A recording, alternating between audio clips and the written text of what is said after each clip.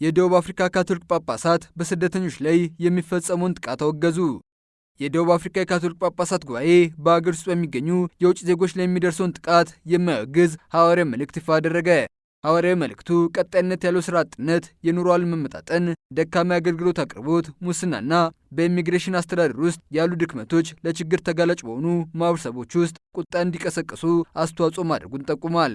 ብፁዓን ጳጳሳቱ በስደተኞችና ጥገኝነት ጠያቂዎች ላይ የተቀሰቀሰው አመፅ፣ የሚደርስባቸው ማስፈራሪያና መፈናቀል፣ በሰብአዊ ክብር ላይ የሚፈጸም ከባድ ጥቃት ማህበረሰባችንን ሊገልጹት በሚገቡ ሴቶች ላይ የተደረገ ክህደት ነው ሲሉ ተናግረዋል።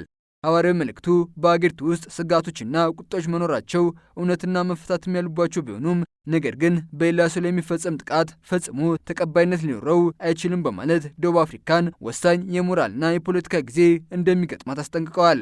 የደቡብ አፍሪካ ካቶሊክ ቤተክርስቲያን ጳጳሳት መልእክታቸውን በማጠቃለል ፍትህ፣ ስነ ምግባራዊ አመራር፣ አንድነትና ማህበራዊ ኃላፊነት እንዲኖር ጥሪ በማቅረብ እነዚህ ሴቶች ከሌሉ ዘላቂ ሰላም ሊኖር አይችልም ሲሉ መናገራቸውን ቫቲካን ዜና ዘግቧል።